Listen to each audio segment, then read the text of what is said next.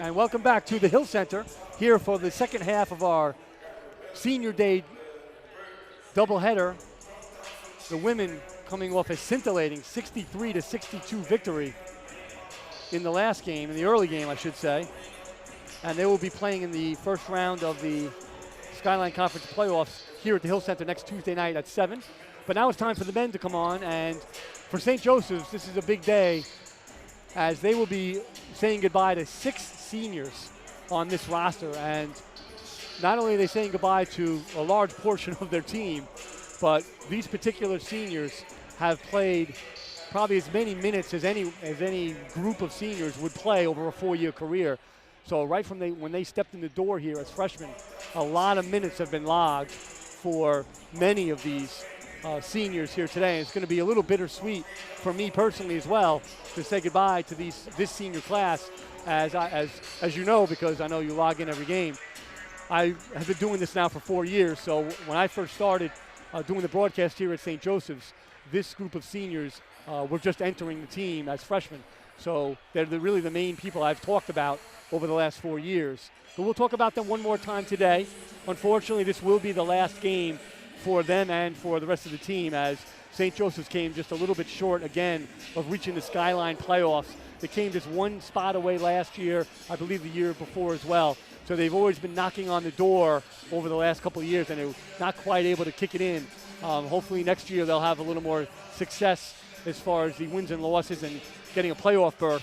But for now, it's about competing one more time, and for, again, 6 of these players competing for one last time at the college level. And it is such a great thing to be able to compete on a college athletics team.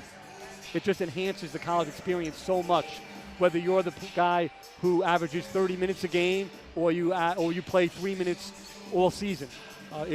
You will miss it terribly after it's over, no matter who you are and no matter what level you play in college as well, be it Division I, Division II, or Division III.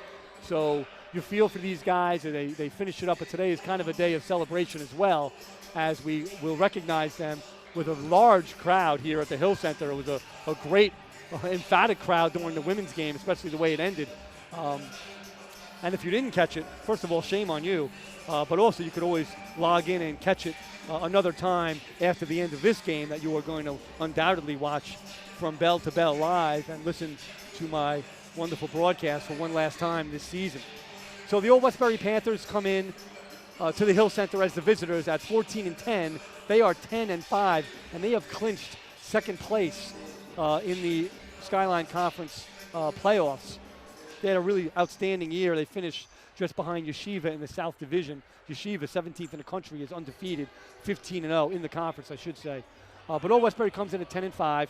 They are coached by Bernard Tomlin, who is in his 19th season at Old Westbury. And anyone who follows Long Island basketball knows Bernard Tomlin, both as a terrific player back in the day and as a coach. Schools in the area, Adelphi, Stony Brook, Hofstra as well, and he has been in Old Westbury now for 19 years. He's entering his 29th season overall. At Old Westbury, his career record is 286 wins, 204 losses. Overall, he has over 400 coaching victories, so not a lot of guys can say that. He's assisted by Chris Kelly, Frank Chester, the great Charles Coleman, and Michael Taylor.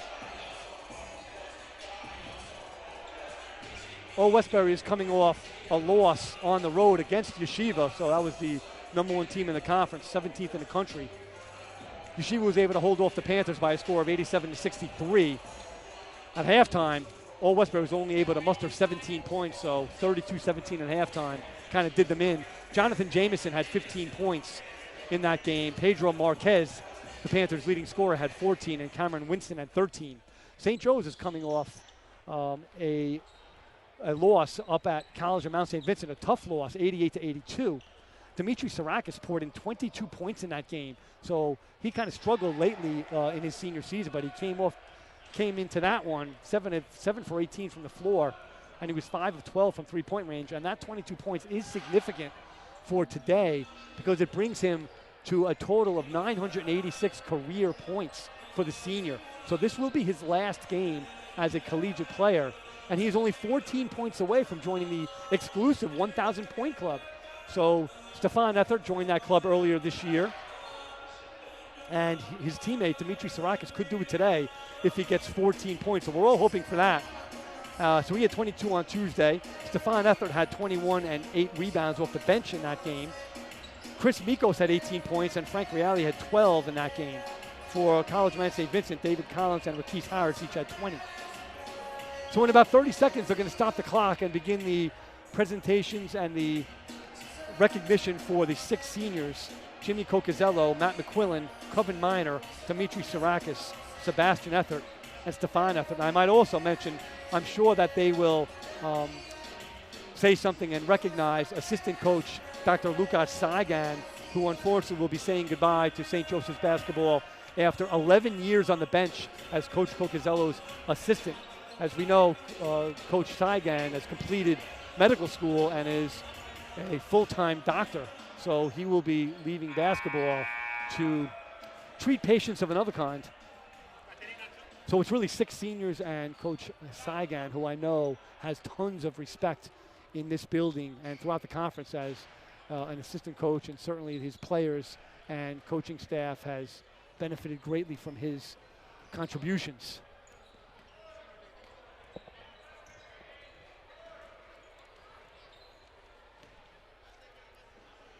So they've stopped the clock at the 5-minute mark, and what they'll do is they'll have a little presentation. I believe they will clear the floor and have the senior presentation and recognition, and then they will allow both teams to warm up for an additional 5 minutes after having to sit down for a while.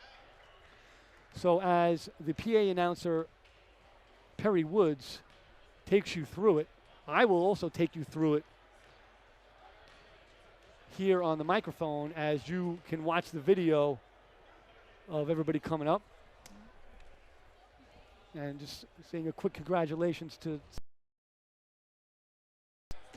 quickly, and it's going to be sad to see some of these guys go, but it will be good to see them play one last time here at the Hill Center, and fortunately you are all here to witness it as well.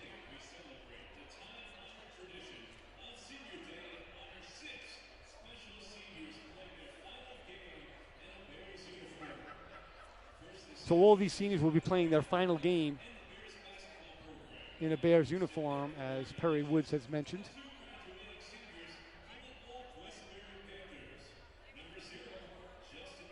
And again, as they did in the women's game, St. Joseph's recognizing the senior on Old Westbury's roster, Justin Aline Washington, as this will be, and also Pedro Marquez is listed as a senior on that roster. They're the only seniors on the roster. So they are also playing their last regular season collegiate game, although they will be playing in the playoffs on Tuesday. So the coaching staff and Anthony Macapuglie, the SID, is at center court, and they will introduce the first senior, which is Jimmy Cocazello. Jimmy Cocazello played 3 seasons for the Bears, mostly as reserved. He did appear in 30 games. He scored 24 points, had 32 rebounds. He appeared in 16 of his 30 games last year, which would have been his junior year. Always a positive influence on the team. Strong practice player, very well liked as well. And he actually will finish his career with an extremely strong 47.1% field goal percentage. So when he got his opportunities, he made his shots. So always a good thing, and more important than anything, he's the nephew of head coach Joe Cocazello. So congratulations to Jimmy, finishing his collegiate career today. Also finishing his collegiate career today is number 21, Matt McQuillan. Matt, a 4-year player here at the Hill Center, played in 97 games, made 29 starts, totaled 371 points, 190 rebounds, 159 assists, and had 51 steals. He started 18 of the 25 games that he played last year as a junior. Another very positive teammate and leader on and off the court for St. Joseph's, and he's joined by members of his family for the obligatory picture at center court. and being presented with a little poster of himself in his uniform. The next senior that will come out is Sebastian Ethert. Sebastian played 98 games, had made 71 starts, totaled 795 points, had 651 rebounds, 304 assists, so big numbers and filling up the stat sheet as always. Also had 119 steals and 44 blocks, so really doing it all was Sebastian Ethert over 4 years. He shot 36.4% from the floor. He had career averages of 8.1 points a game, 6.6 rebounds a game, and 3.1 assists per game. He had a career high 32 points at Maritime in January of 2019. He had a career high of 23 rebounds against Maritime here at the Hill Center on December 4th of 2018. And his best season was last year, his junior year, where he averaged 14.3 points, 10 rebounds, and 4.5 assists. And here's a guy who had to kind of make the transition after his freshman season to the point guard position and did a great job making that transition and being a great contributor here in his 4 years at the Hill Center. Our next senior is Coven Minor. Coven Minor, another big contributor here over 4 years.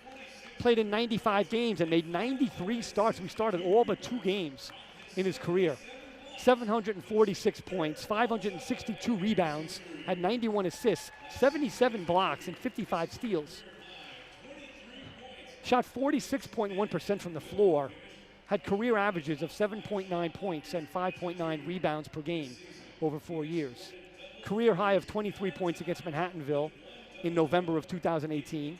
Career high of 13 rebounds against the Sage College, January 21st of 2017. Also made the Bears all-scholar athlete team each of the 4 years he was here at the Hill Center, so doing it in the classroom as well as Coven Minor. Next up is Stefan Ethert, who is joined by his parents, who also joined Sebastian Ethert. I might mention the twin brothers of the Ethert family, saying goodbye to the Hill Center crowd here for the last time. Stefan Ethert played in 90 games, made 61 starts. Member of the 1,000 point club, has 1,119 points in his career. The first Bear to score 1,000 points as a 4-year member of the Skyline Conference. He had 702 rebounds, 114 assists, 122 steals, and 57 blocks. Shot 42.5% from the floor, had career averages of 12.4 points, 7.8 rebounds, 1.25 assists, and 1.3 steals per game. Had a career high 30 points against Cabrini in November of 2019. Had a career high of 17 rebounds against Sarah Lawrence College in December of 2017. And had 6 steals twice in his career. And again, he's the first player to score 1,000 points, all as a member of the Skyline Conference. Our final senior is Demetrius Sarakis, captain of this year's team, played in 98 games, made 77 starts, 986 career points, so only 14 away from the exclusive 1,000 point club as well. Demetri had 202 rebounds in his career and 222 assists, along with 82 steals. He shot 36.5% from the floor, 32.7% from three-point range, which is very strong, and an equally strong 81.4% from the free throw line. He had a career high 27 points against Yeshiva on November 28, 2017, and a career high of 10 rebounds against this Old Westbury team, ironically, in February of 2019. He had a career average of 10.1 points a game, 2.1 rebounds, and 2.3 assists per game. His best season, his sophomore year, he started all 25 games and averaged 13.4 points per game, and again, is only 14 points shy from 1,000 for his career.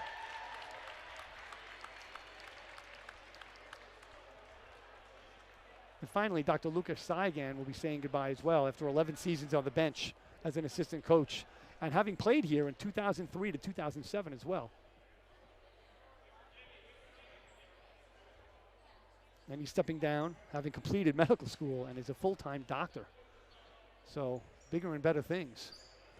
And we thank Dr. Saigan for his time and dedication to St. Joseph's College basketball, as well as all the seniors here.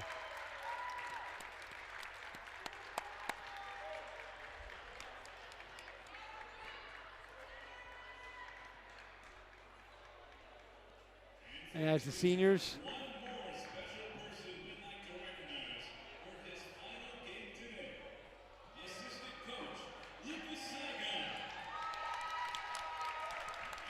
and now Perry Woods is making the announcement about Lucas Saigan being recognized, and he's presented with a nice plaque from the athletic department.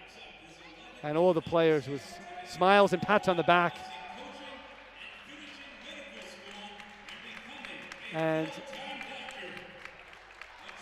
as a former college coach myself, I coached 19 years in college, I believe 13 of them as an assistant at the Division II level. That assistant coaching job is no joke, and that is a hard job, and it takes a lot of time and dedication to be good at it. So congratulations to Dr. Saigan, Lucas Saigan, moving on to certainly more important things as being a full-time doctor, but certainly commendable on his time spent here on the bench at St. Joseph's College. So the 5 minutes will elapse as both teams will be able to get back on the court and continue their warm-ups. I'll be back in just a minute to get ready for this one here on Frank Garbone Court at the Hill Center. A big crowd here for Senior Day, and we'll be right back with the tip-off in just a few minutes. You are watching St. Joseph's College basketball.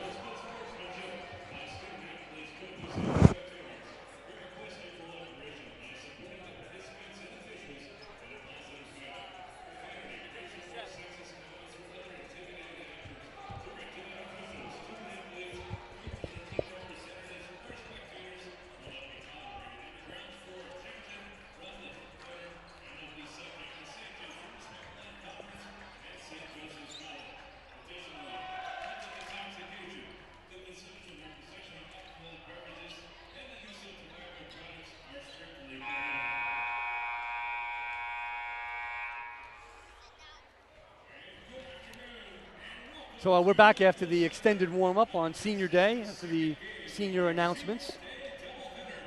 We'll bring you the opening lineups here in just a second. The visiting Old Westbury Panthers, again, coached by Bernard Tomlin in his 19th season. They're 14-10, 10-5 in the conference.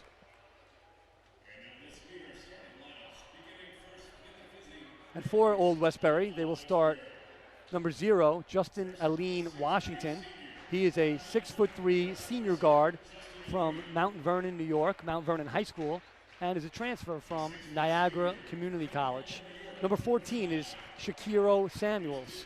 He's a 5'11" sophomore guard, also from Mount Vernon, New York, and Sacred Heart High School. Number 23 is Jonathan Jameson. He's a 6'2" freshman forward from right here in Brooklyn and the secondary school for research. Number 24, Jordan Johnson Rader, is a 6'2" freshman forward from Wheatley Heights, New York, and Half Hollow Hills West High School. And finally, number 5, Pedro Marquez, is a 6' senior guard from the Bronx, New York, and Cardinal Hayes High School, and a transfer from Erie Community College. St. Joseph's, 8-16 overall, 4-11 in the conference. They're coached by Joe Cocazello in his 18th season. 237, 238 record coming in. He's assisted by Justin Gist and Dr. Lukasz Saigan. I should say for the last time, Dr. Lukasz Saigan. Number 0 is Sebastian Ethert, a 6'5" senior guard from Hollis Hills, New York, and St. Francis Prep High School. Number 1 is Coven Minor, a 6'6" senior forward from Staten Island and Susan Wagner High School. Making his first start this season, number 23, Jimmy Cocazello, a 6'4" senior forward from Staten Island, New York, and St. Peter's High School. Number 30 is Stefan Ethert, 6'5" senior from Hollis Hills, New York, and St. Francis Prep High School. And finally, captain number 5, Demetrius Sarakis, a 5'9" senior guard from Oakland Gardens, New York, and St. Francis Prep High School. So 5 starters in the starting lineup today, with Ethert, Minor, Cocazello, Sarakis, and the other Ethert. So much like Coach Flahive did with the women, started his 3 seniors on their senior day. Coach Cocazello starting all of his seniors except for Matt McQuillan. And Matt McQuillan may be injured. He got injured last Saturday. He is dressed, though, today and warmed up with the team. He may be injured, so I don't know if he's going to be able to play today at all. But Jimmy Cocazello will get the start, along with the other regular starters that we normally see, although Stefan Ethert has been coming off the bench quite a bit lately in favor of Chris Mikos. So we have Jonathan Jameson and Stefan Ethert meeting at the nose. And I should mention that your officials today are Matthew Deshane, Greg Ciceri, and Damian Shaw. Here's the toss and a tip, and it's back tapped, controlled by Coven Minor and the Bears. Sebastian Ethert will walk it up against Justin Aline Washington, terrific player, Justin Aline Washington. I remember him from last year, had a big game here at the Hill Center. Very talented, kind of does it all type guy, 6'3" guard. Tried to take a charge on Sebastian Ethert. Sebastian's jump shot is no good. Rebound is hauled in by Jonathan Jameson, the 6'2" freshman from Brooklyn. Averaging 5.1 rebounds a game and 6.5 points a game is Jameson. First offensive possession for Old Westbury against the man-to-man, actually a zone defense now it looks like it is a zone defense for St. Joe's. Long 3 is short. That was Pedro Marquez, the team's leading scorer at 18.5 points a game. Offensive foul going the other way, so a little too much head of steam from Sebastian Ethert on that drive. Charge taken by Jameson. Sebastian Ethert, first foul, and the first on St. Joe's. 2-2-1 press for St. Joseph. They often will press on the first dead ball or made shot on the other team. So here we go. The press is broken quite nicely by Old Westbury. Shakiro Samuels handling the point guard duties here for Coach Tomlin. That 3-2 zone we see from Coach Cocazello. We don't see it often, though, but they're playing zone today. And the three-pointer is made by Jonathan Jameson, a 33% three-point shooter coming in. Again, averaging 6.5 points a game. He's already almost halfway there. Now it's Stefan Ethard has it. He drives down the lane, loses it, and it looks like it was kicked out of bounds, but no, it's going to be ruled as having gone off Steph last. I thought one of the defenders may have kicked it out of bounds. Old Westbury will take over with a three-point lead, and Old Westbury 10-5 in the league this year. Again, one of the stronger teams in the conference. Justin Aline Washington is off the mark, way off the mark on that three-point attempt, but the offensive rebound will keep it here, and a whistle will stop play. It looks like they reset the shot clock to 30, and it should have been reset to 20 on the offensive rebound. So that's a new rule this year, where if the offensive team gets a rebound, it should be reset to 20. And it's showing 26 right now. I don't think that's right. Or actually, I should say, the shot was an air ball, so it should not have been reset at all. So I'm even wrong on my analysis. So whatever they thought the shot clock was at, it is going to say 22. So that's fine. If the ball doesn't hit the rim, there's no reset no matter which team gets it. So my mistake and their mistake. Old Westbury will have it. Plenty of time to score, though.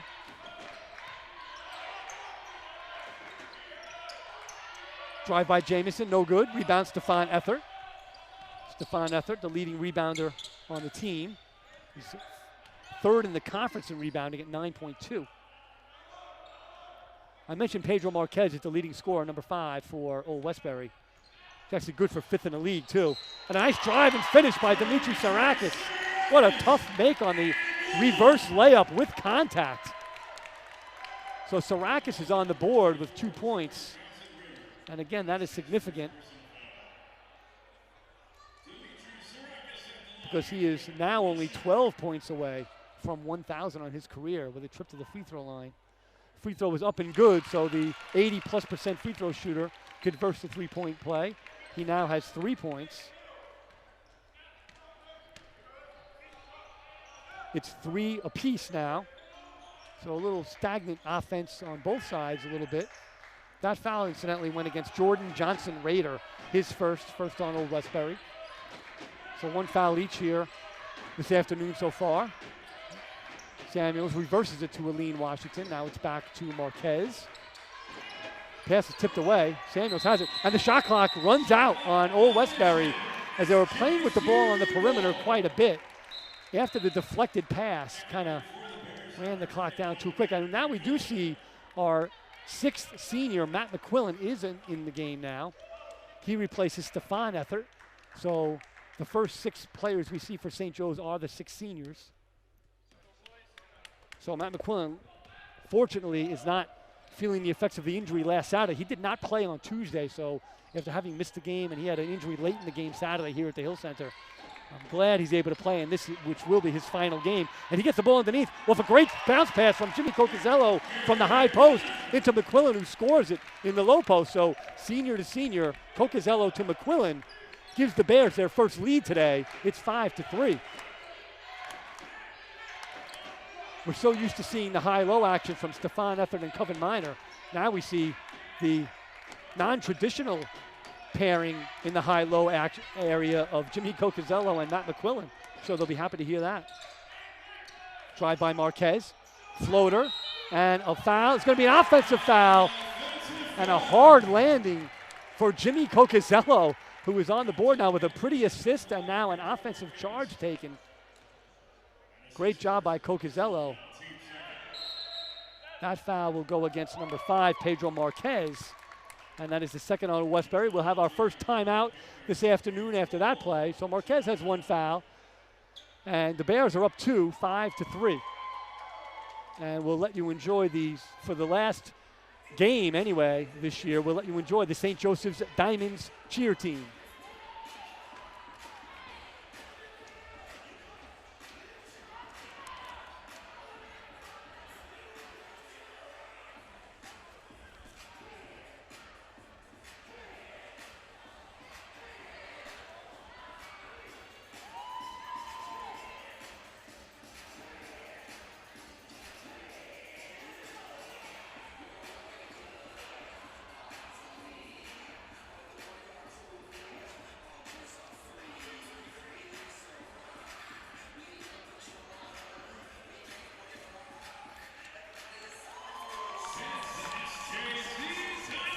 And the St. Joseph's Diamonds entertaining the Hill Center crowd as always, this and every season. And a big Hill Center crowd it is, so a wonderful atmosphere here on Senior Day for both the women's game, which ended earlier in a 63-62 victory for the hometown Bears, and here for the men's game as well. McQuillan will bring it over against the man-to-man defense from Old Westbury, looking for Sarakis up top. Again, Sarakis just 11 points away from 1,000 for his career. Three-pointer from McQuillan is up and short, but Cocazello gets the offensive rebound, puts it up with the left hand and scores! And the crowd goes wild. And the bench goes even more wild. 2-1 press for St. Joe's again.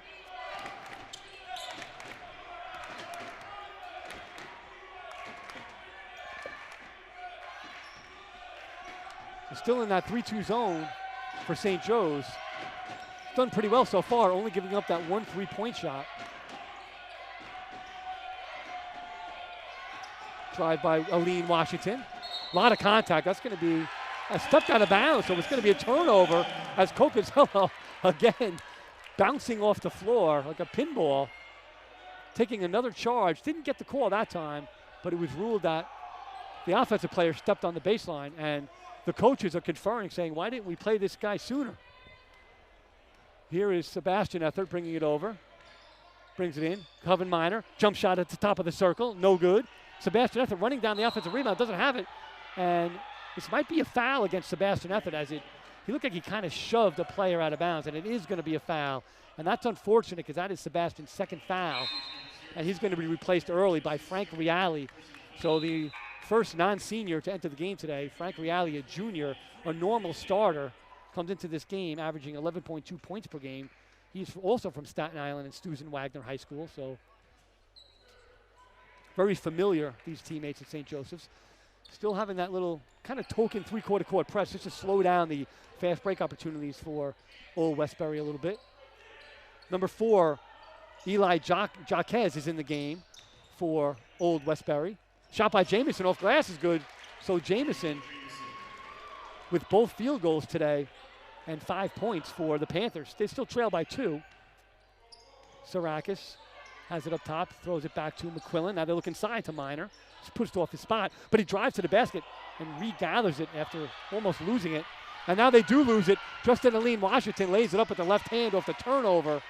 So a little trouble handling the ball on offense for St. Joseph's. Sarakis now will bring it up over the timeline. So 3 different Bears have brought the ball up. Here's Minor. Passes up the jump shot, but will take an uncontested left-handed layup instead. Good decision by Minor. He's almost tripped up by Cocazello running down the floor. And Minor is on the board. It's now 9-7 Bears. Got back to that 2-point lead.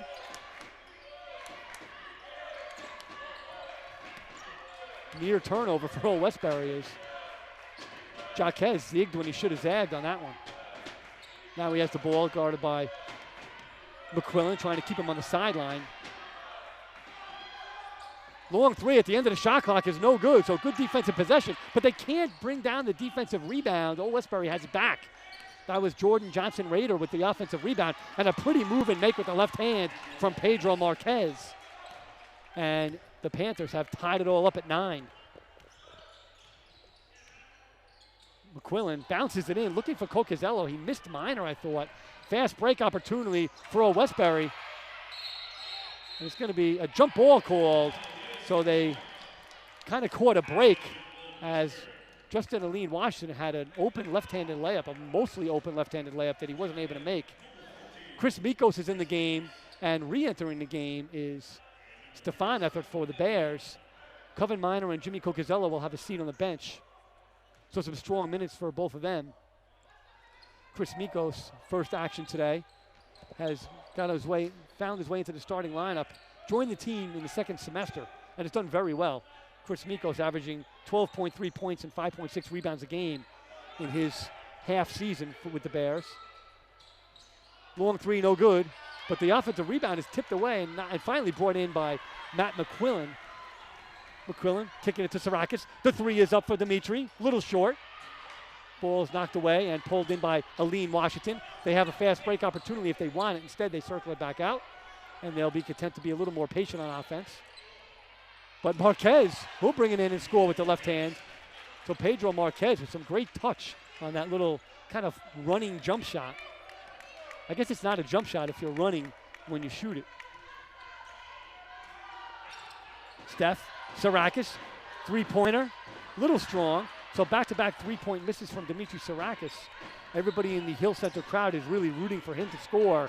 He needs 11 points now for 1,000 in his career. And a charge again. Marquez doesn't like it. That's his second foul. And both were offensive, of the offensive variety. That is the third team foul on Old Westbury. And again, Pedro Marquez with 2.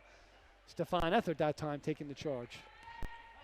And we've seen him do that time and time again throughout his 4-year career, his illustrious 4-year career. Over 1,100 points scored in his career. Nice little lob pass to Mikos, and a foul's going to be called as Mikos was held a bit trying to run after that lob pass. So a great defensive setup and seal by Mikos over the top, and some kind of poor defensive help positioning by Old Westbury. Number 25, Pierce Perry's in the game, a really strong freshman at 6'5" for Coach Tomlin's in the game, replacing Johnson Rader. Chris Edwards is in the game, the freshman from Monsignor Farrell for St. Joseph's, and he replaces Sarakis. Edwards gets it knocked away and stolen by Jonathan Jameson of Old Westbury. Panthers lead by 2 now after the last bucket from Marquez, and Aline Washington will circle it back out and run some offense against this 3-2 zone. Jaquez, long 3, short, and the rebound will go out of bounds. St. Joe's will take possession. And having trouble retrieving the ball from the corner.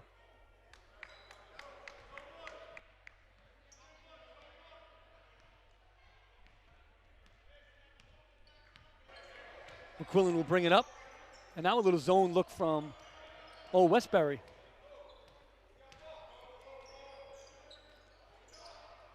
Jump shot from Stefan Ethert is good. So Steph is on the board.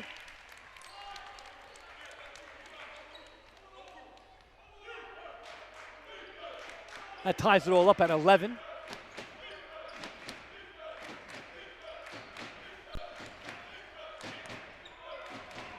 Pierce Perry putting up some big numbers as a freshman. Leads the team in rebounds per game, 6.8. In and out, and Perry will get an offensive rebound and put back on this one. As soon as I mentioned how good he is at rebounding, he finds himself under the basket for the easy putback. And that gives the Panthers a 2-point lead once again. Here Steph finds himself open, this time on the right-hand side, not able to hit after making the jump shot on the left-hand side of the lane on the last possession. Marquez has it. Now it's Aline Washington running offense, and they find a wide open Jameson inside, so somebody missed their assignment. Mikos was the closest man to Jameson, but somebody was sleeping on defense as Jameson will have an easy layup. And now the Panthers are up 15-11, 4-point lead. Steph gets it off the feed from Reale and misses a bunny, so Steph really should have put that one down. So things not really going the Bears' way right now.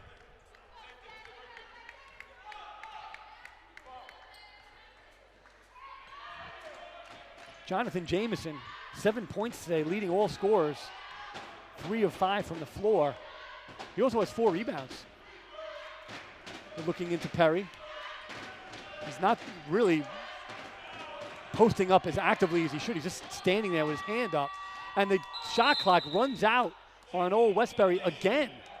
So the zone defense kind of bewildering the Old Westbury offensive players. I'm not sure what to do, and they're really not moving very well at all. I almost mentioned that. Perry is inside in the low post and just standing a foot in front of Mikos instead of kind of actively getting to the defender's body to demand the ball with his presence. No one's throwing him the ball, and they're really not running any kind of good zone offense.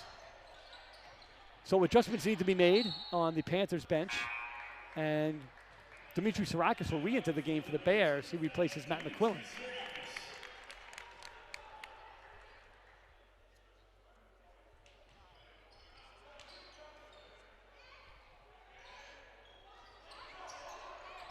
The Bears circle it back out to Sarakis, looking for that three-point play off the inbounds. Didn't have it.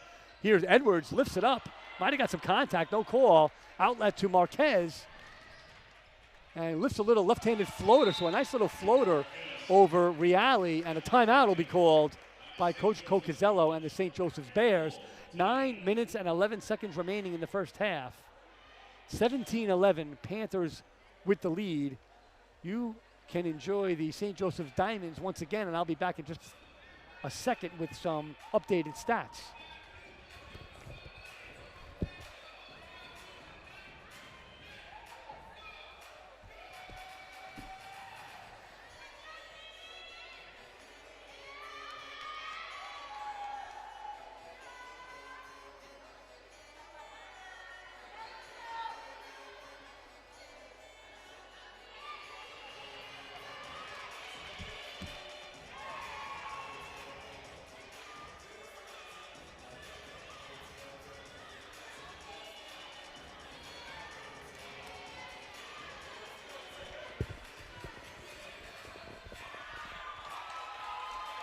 St. Joseph's Diamonds getting a nice round of applause from the Hill Center crowd.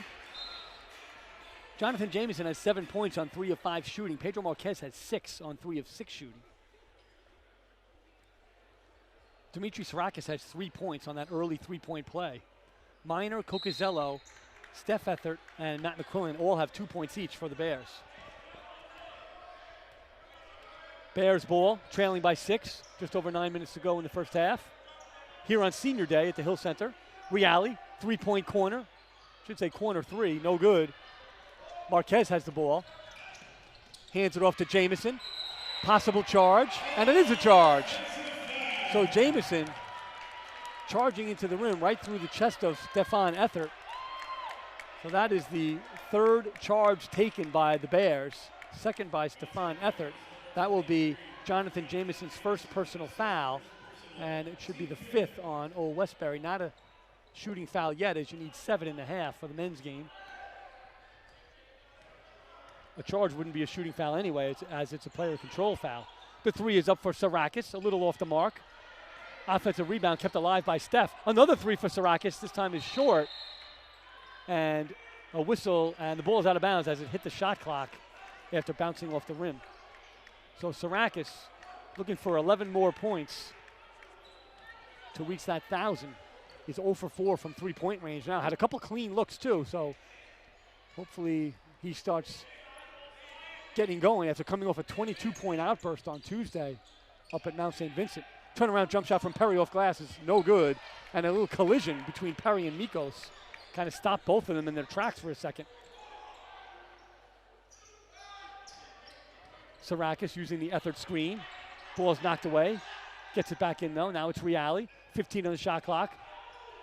Reale wants the 3. Instead passes it up. Looks inside, but it's stolen by Justin Aline Washington, and he steps out of bounds before he's able to save it. So the ball will go back to St. Joseph's. There's 9 on the shot clock, but they should get a reset, and they do, as Aline Washington clearly had possession in the corner before he stepped out of bounds. I'm sorry, they're resetting it to 20, which is correct, as the offensive team kept possession. Although, now that I think about it, and the officials are talking about it now, it should be 30, and it is 30 because once Old Westbury got possession, it resets to 30 anyway. So anyway, it'll be 30 seconds for St. Joe's. Sarakis, Reale, and Edwards in the backcourt. Stefan and Chris Mikos up front. Bounce pass from Edwards. Probably would have been a turnover, but they caught a break as a kick ball is called. They'll keep possession. And now definitely with 20 on the shot clock.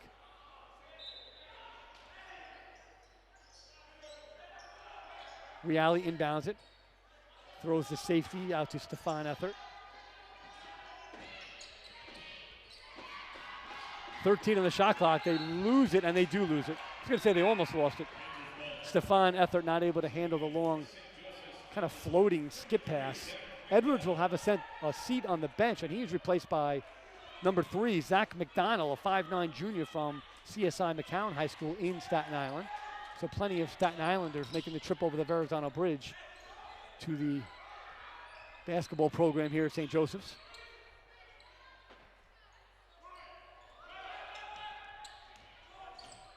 Marquez, nice kick over to Justin Aline Washington, who buries the three.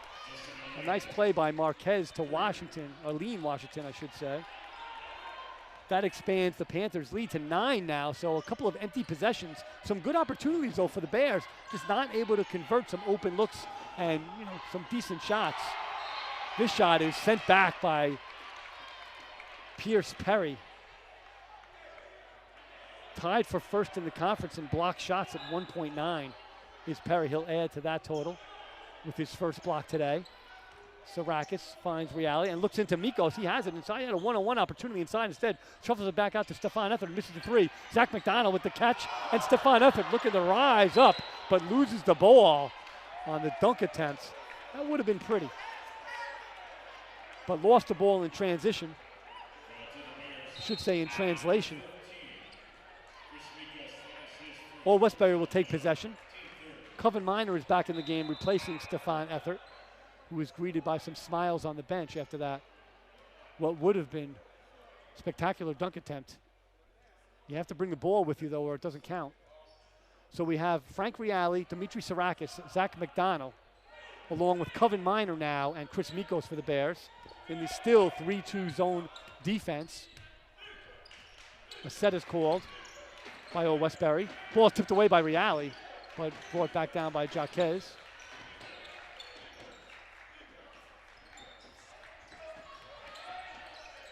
Nice layup is just off the mark, but Perry's able to tip it in over all the white shirts.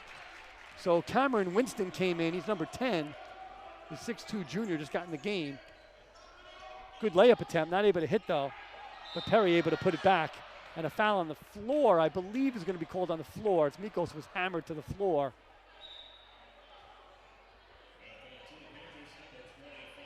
Foul's going to go against number 25, Pierce Perry. That's his first and the 6th on Old Westbury. And it was not a shooting foul, so as it is only the 16th foul, St. Joe's will inbound it from under their own basket. Sarakis finds Mikos. Double team now inside, kicks it back out. Great second pass to Sarakis, but he puts it on the floor. Passed up a three. And another good second pass from Reale, this time to McDonald, who buries the three. So great job by Frank Reale twice. Little touch passes to complete the reversal.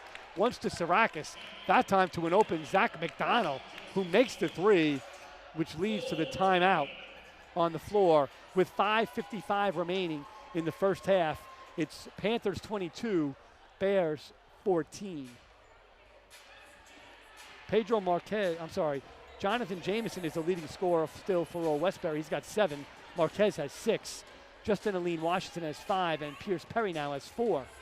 For St. Joseph's, Zach McDonald and Demetrius Sarakis each have 3. Minor, Cocazello, Steph Efford, and McQuillan will have 2 apiece.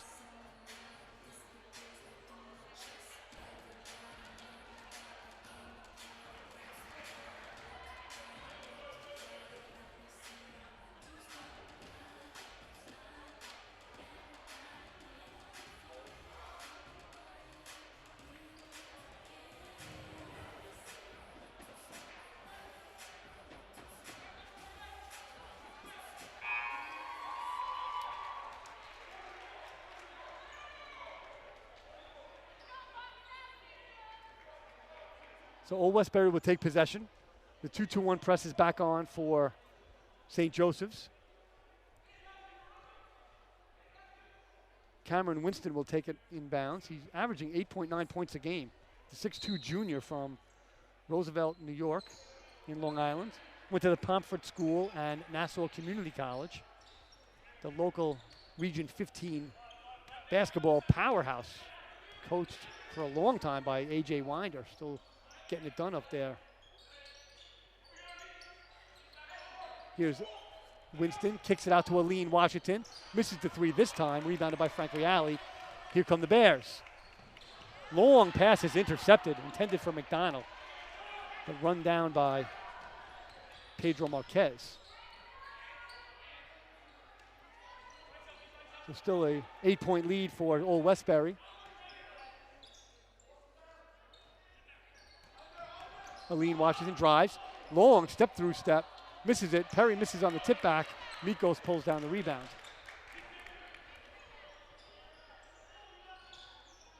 Minor finds Reale inside. Little change of positions there. And it's going to be a foul on the floor on the drive. It's going to result in a one-on-one free throw opportunity for Chris Mikos. That foul goes against Eli Jaquez. That is his first and the 7th on Old Westbury. Chris Mikos will head to the free throw line. A 53% free throw shooter only. So this is anybody's guess.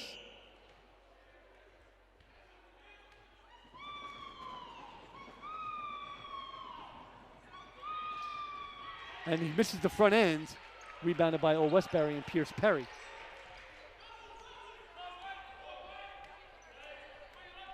So Old Westbury will take over just under 5 minutes ago, 4:43 to be exact, leading by 8 still.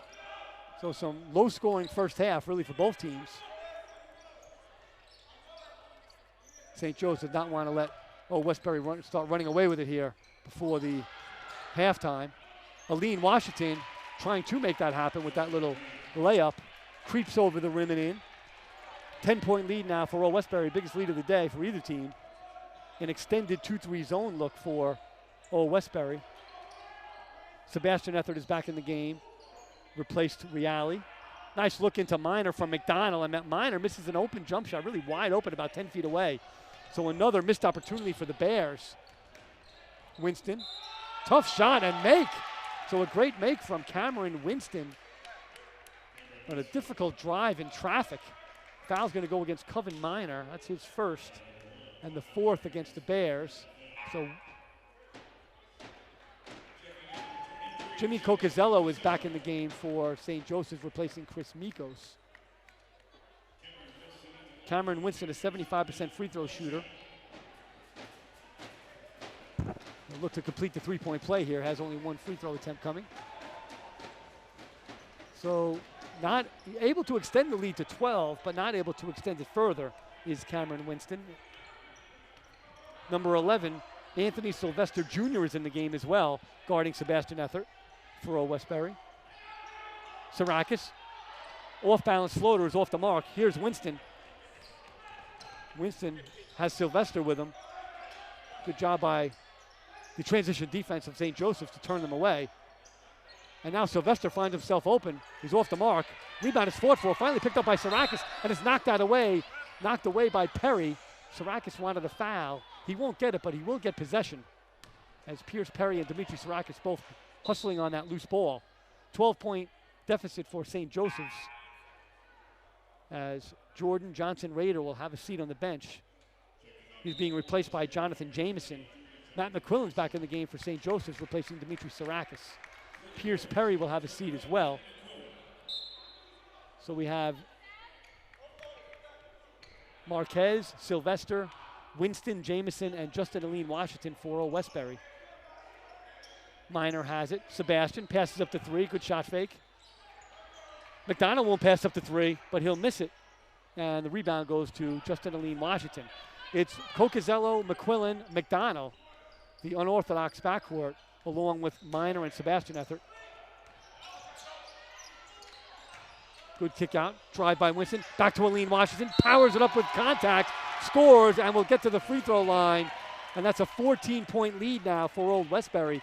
So sure enough, they're starting to kind of get some distance between them and the Bears with a few minutes before the halftime buzzer. It's 2:55 to go, 28-14. That foul's going to be the second against Coven Minor, and that's the 5th now against St. Joe's. Three-point play is completed by Justin Aline Washington.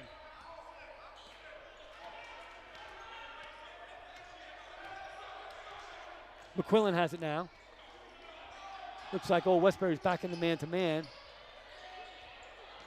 Well, it could still be in that extended zone, disguising itself as a man-to-man.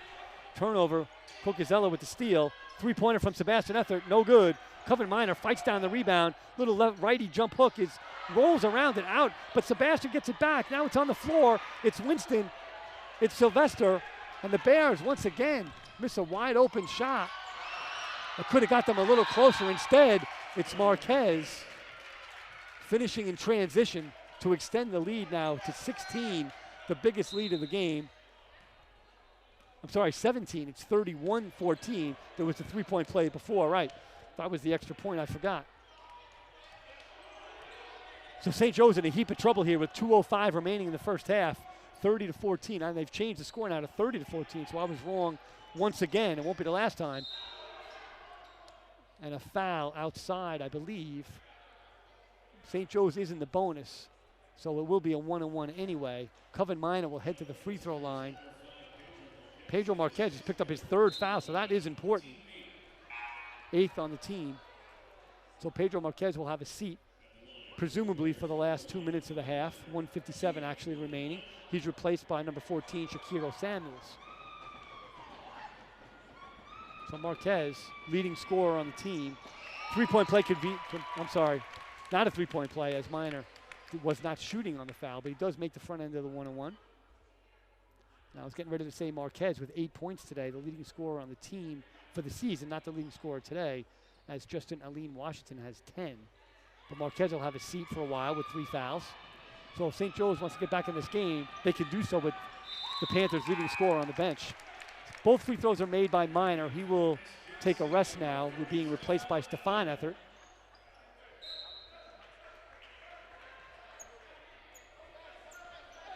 (31-16) now. Samuels will bring it up for the Panthers.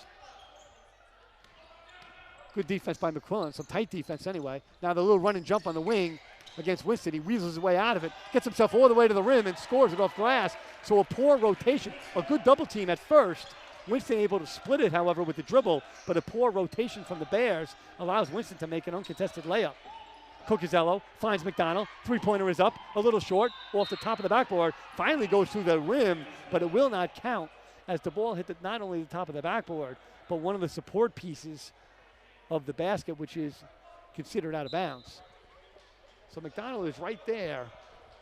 He made 1 3, and he was right there on a couple others.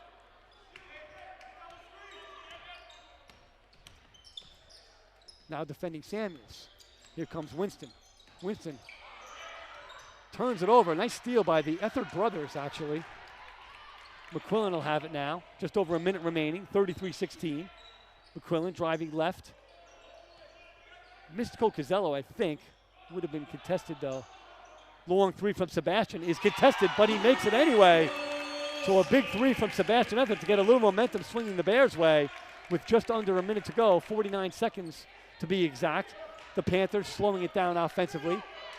22 on the shot clock, though. Now a 14-point advantage for the Panthers.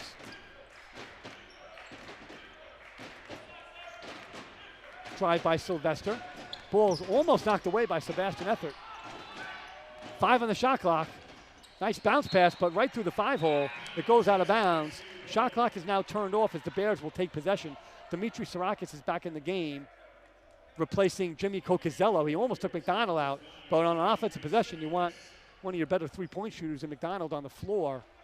24.7 seconds remaining. The Bears will walk it up and be content to hold for 1 and head into the locker room with no worse than a 14-point deficit, hopefully, unless they turn it over. 14, Sebastian guarded by Sylvester up top.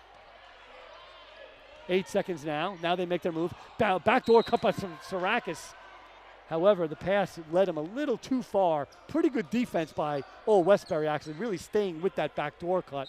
Truly wasn't open. 5.5 seconds remaining for Old Westbury. They got a shot here to increase the lead. Pass to Winston, floats up from the foul line, is good. So Winston will make that last shot from the foul line on the run, and it just did beat the buzzer, so it will count, and it will extend the Old Westbury lead to 35-19. So we'll step away just for a moment here at the half, here on Senior Day at the Hill Center. Again, a Panthers 35, the Bears 19. I'll be back with halftime stats in just a moment. You are watching St. Joseph's College basketball.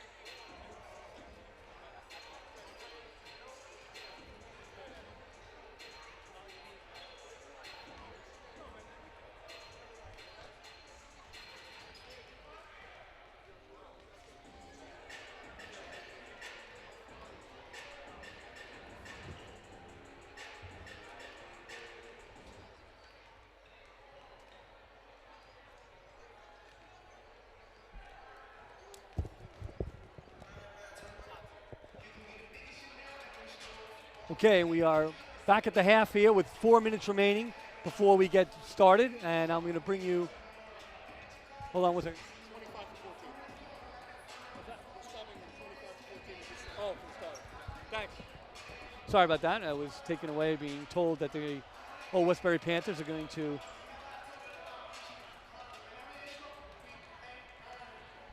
All right, so let me get you updated around the skyline. This is important because playoff positioning is now finalized on the men's side. It was quite a mess going into today, the last day of the regular season, but we do have some final scores. So Mount St. Mary has upset Purchase College 75-70 earlier today.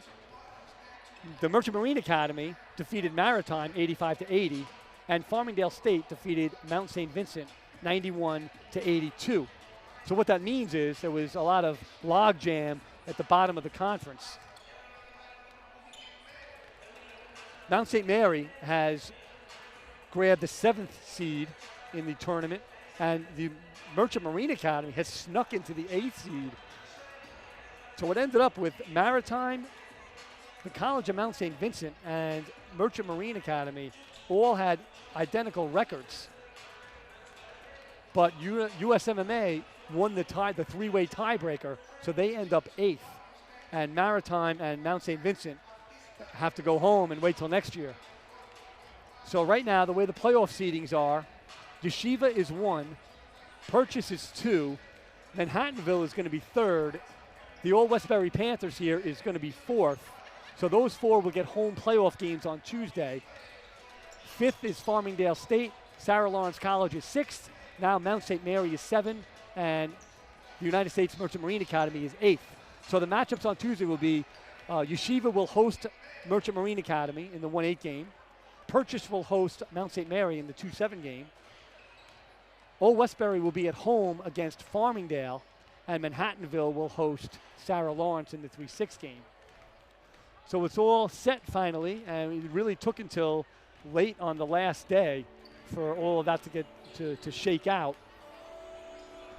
And that is how the Skyline men's playoff will take place. The last time these two teams met earlier today, I don't think I mentioned it before, was on January 18th at Old Westbury, and the Panthers came away with a 10-point victory, 72-62. They were up 18 at halftime, so kind of one of those early jump-on games. Pedro Marquez had 27 points in that game. He made 5 threes. Justin Aline Washington had 17 points and 9 rebounds, and Old Westbury shot 51% as a team. Chris Mikos led the Bears with 19 off the bench in that game. The Skyline Weekly Report came in, and it was a clean sweep for Yeshiva. And why not? They're 17th in the country and are the top seed going into the Skyline tournament. Ryan Terrell, the sophomore from Los Angeles, won his 3rd Player of the Week award. He shot 76.2%, 16 of 21 in their 2-game week. He's the first sophomore in Yeshiva history to join the 1,000 point club. Think about that. So he's only in his 2nd year, and he actually missed a few games this year, missed a handful of games this year to injury. And even with that limited sample size, he was able to put up 1,000 total points, which is amazing. The Rookie of the Week was Ofek Reef, also from Yeshiva. It's his 4th Rookie of the Week award. He is, I believe, in the lead for Rookie of the Year honors so far as the voting. But that is, of course, not finalized. He shot 80%. He was 12 of 15 for the week in the 2 games they played. And on the honor roll was Old Westbury's Charles Wingate. He averaged 22.5 points per game last week in the 2 games that the Panthers played. So congratulations to Charles Wingate as well. Back to this one. Justin Aline Washington has 10 points. The only player in double figures today in the building. Old Westbury, with their 35 points, is shooting 50% from the floor. St. Joseph really struggled, shooting only 25.9% and only 2 of 3 from three-point range. And they have missed some very makeable shots, so they really should be quite a bit closer in this game. They really have had a couple of shots close to the basket and just wide open looks after running some decent offense, and they really just haven't converted some very makeable shots. So we'll see if that tide can turn in the second half as they trail 35-19 here. In the last 20 minutes of the season for St. Joseph's and for the 6 seniors on this team, Sebastian Ethert, Stefan Ethert, Matt McQuillan, Coven Minor, Jimmy Cocazello, and Matt McQuillan. So the starting lineup, the one change, Matt McQuillan is in the starting lineup in place of Jimmy Cocazello. Otherwise, it's the Ethert brothers, Minor, and Sarakis as before. Good kick out to Sarakis. Look back to Minor. That high post area is wide open, and Minor just got 2 passes from there. And really, I'd like to see him face up and face the basket first to become a bit of a scoring threat to draw defense. He's kind of keeping his back to the basket on that catch at the high post and just being a human toss back, which is nice too. You do want to keep the ball moving quickly, but you need to be guarded as well. The whistle on the floor here, not sure what happened. The only player in any kind of foul trouble is Pedro Marquez of Old Westbury. He has 3 fouls, and he is on the floor right now. McQuillan looks into Minor, kicks it over to Sebastian Ethert. Can't get the look.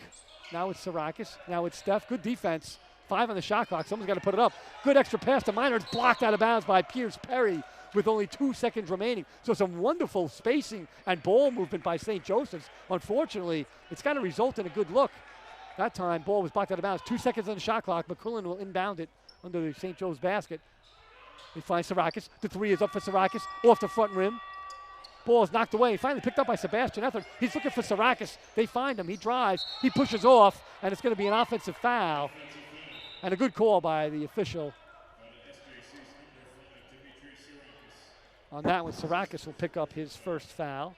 And again, I'll mention once again that Demetrius Sarakis, entering this game, needed only 14 points to reach the exclusive 1,000-point club. He has 3 points now. Got an early 3-point play to Hardway in the first half. He's only 1 of 8 from the floor and 0 of 6 from 3-point range, and he actually has missed a couple of pretty open looks as well, pretty clean looks as well. So hopefully he'll get going, as the Bears really do need him to get in the scoring column. And the miss that time by Jordan Johnson Rader is rebounded by the Bears. So here comes St. Joseph's again. It's McQuillan, gets into the lane, looking for an outlet, finds Minor, kicks it out to Sarakis. The 3 is up from the right wing, good! So another good kick out from Coven Minor, and Demetrius Sarakis is 3 points closer to the 1,000-point career total. He now has 6.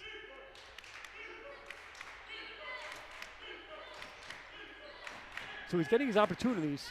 Justin Aline Washington will take his opportunity and bank home a 3-point shot. So that is either some wonderful shooting touch or some wonderful luck. And you know what they say, we'd rather be lucky than good. Nice lob pass attempt from Steph Ethert, not able to handle it. Should have went up with 2 hands maybe. Good pass by McQuillan. Floater from Marquez, no good, but no one went after the rebound, and Marquez just picks it up himself off the floor. Really, no one went after it really on either team. 10 seconds on the shot clock. So again, Old Westbury running the shot clock down pretty low, and a foul's going to be called against Stefan Ethert on the interior. It's only going to be his first. It's going to be the second this half against St. Joseph's. Jordan Johnson Rader will head to the free throw line for 2 shots. Only a 43% shooter, free throw shooter coming into the game. 9 of 21 for the season, so a decent sample size. Just hasn't been very successful so far from the charity stripe. And that one is lined off the back rim.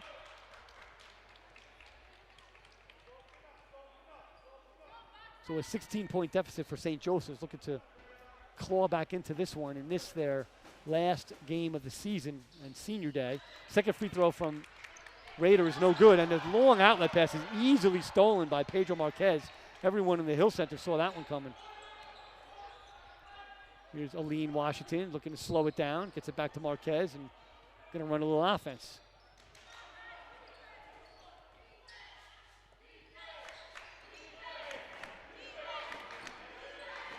Left-handed 3-point shot is good. Pedro Marquez with another bucket, this time a 3 for Old Westbury. And Old Westbury taking their time on offense, but able to convert more times than not to increase their lead. Here's McQuillan with a funny drive through a lot of traffic, kind of zigzagging his way through the defenders. Stephon Ethert will have a seat on the bench. He is replaced by senior Jimmy Cocazello. Cocazello started the game on senior day. Didn't start the second half, but he's back in there now. And a timeout on the floor with 17:04 remaining in the game. It's 41-22, so an 18-point lead for Old Westbury matches their highest lead, biggest lead of the afternoon. So I gave you those final scores around the Skyline, and that solidified the playoff positioning for the Skyline tournament starting on Tuesday. The only other game besides this one is St. Joseph Long Island will visit Yeshiva tonight in the meaningless game of the year award. Yeshiva has locked first place, and St. Joseph Long Island has a firm grasp on last place.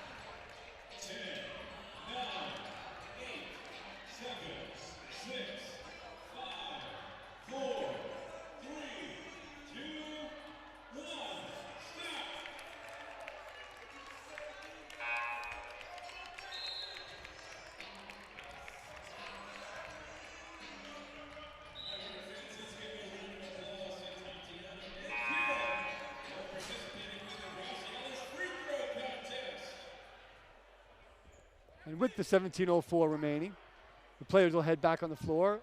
St. Joe's will inbound it under their own basket with 16 on the shot clock. McQuillan finds Cocazello.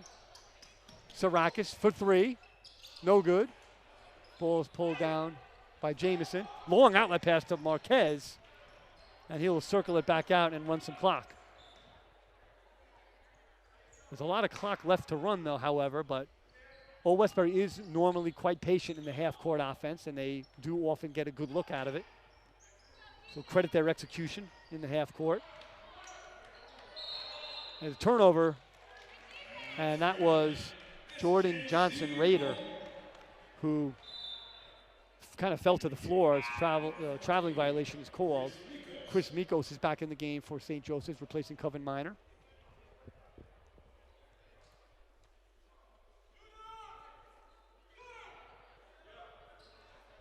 So Sebastian finally picks up the ball over half court. Here's McQuillan. Three-pointer is up and short, but Jimmy Cocazello is on the weak side rebounding position. St. Joe's will get another chance at it. Three for Sarakis. Looks like it might have been tipped. Rebound is well short into the hands of Justin Aline Washington. So Sarakis clearly trying to force shots that time, kind of rushing it a little bit. He needs to keep himself focused. The last 16 minutes of his college career, trying to get that 8 more points. And a foul in the backcourt after the Perry miss. And the foul will go against Pierce Perry, actually. That is his second and the first on Westbury this half. St. Joe's with 2 fouls this half. 16 minutes remaining. Sebastian has it up top. I'm sure, and Cocazello, he's open, but instead he dives on a loose ball and ends up knocking it out of bounds. Looking for Sarakis. A great hustle by Cocazello. I think he didn't realize how open he was in the middle of the lane. Old Westbury's defense is really letting that kind of high to mid lane area really open. And St. Joe's running their offense through that area. It's a good job, but they need to start converting shots off of it or getting great shots off of it. Good kick out. Justin Aline Washington for 3. Good. So Aline Washington with another 3-point shot. It's easy to step into them in rhythm when you're behind the 3-point line and you have a good penetrator who draws defense and kicks it out to you. And now Sebastian Ethert tries a 3 of his own. No good. But Cocazello is on the mark again with the offensive rebound and another putback. So Jimmy Cocazello gets the Bears back to a 20-point deficit. So the Panthers are content to slow it down and kind of cruise away with possibly an apparent victory. Long way to go still, but Old Westbury in the lead, and St. Joe's really struggling on offense. Here's Sarakis. Pull-up jump shot for 2, little long, and Pierce Perry with the defensive rebound gets it back to Old Westbury. Here's Marquez. Nice pass, but picked off by Sebastian Ethert. He has Sarakis up the right side, and the ball is kicked. It'll stay St. Joseph's possession, as Sebastian Ethert just threw in a wild shot after the whistle. off the backboard to the delight of the Hill Center crowd. So you know the Bears' teammates are trying to hook up Sarakis with some shots. He has taken 12 shots today, and they are trying to win the game, of course, but the game is sort of meaningless. And now Nick Reale is in the game to replace Sarakis, so he'll try to gather himself on the bench and get back in as soon as possible and try to continue his quest for 1,000 career points. Frank Reale is also in the game, so the Reale brothers join Cocazello, Mikos, and Sebastian Ethert for the Bears.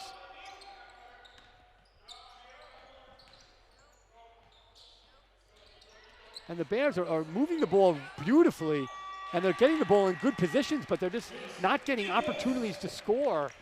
They're kind of being a little too unselfish and keeping the ball on the floor a little too much. But that time, Mikos able to beat the buzzer to bring the Bears back to within 18.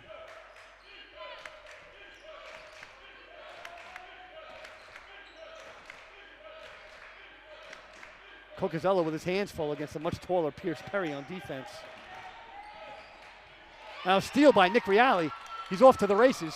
He's got one man to beat, puts it up with the left hand, and a great job by Justin Aline Washington to deter that shot and make Reale miss. Beautiful long bounce pass. Lob to Perry, no good. Hit the rim, actually. The pass from Marquez hit the rim on the way to Perry, looking for the alley-oop. And now some wild action happening, and now we have a whistle as Nick Reale stepped on the baseline after that long bounce pass, overhand bounce pass, the rare overhand bounce pass from Sebastian Ethert. And we have our first look at Cameron Winston in the second half here for Coach Tomlin. He replaces Jordan Johnson Rader. So an 18-point game. Old Westbury will take it back and walk it up very slowly.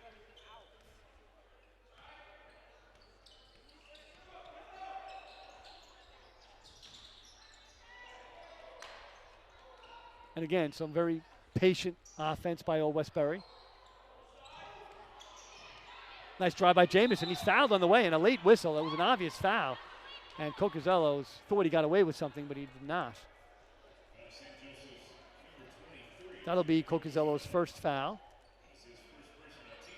And the third on St. Joseph. So 3 fouls against St. Joseph's in the first 7 minutes, roughly, of this half. Only one on Old Westbury. As Jamison heads to the free throw line for 2. He's a 61% free throw shooter heading into this one. He misses the first.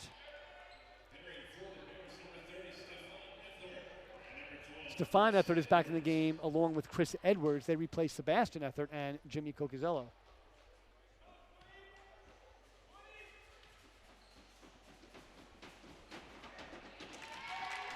And Jonathan Jamison. Bit of a homecoming for Jamison, a Brooklyn kid. Went to the secondary school for research.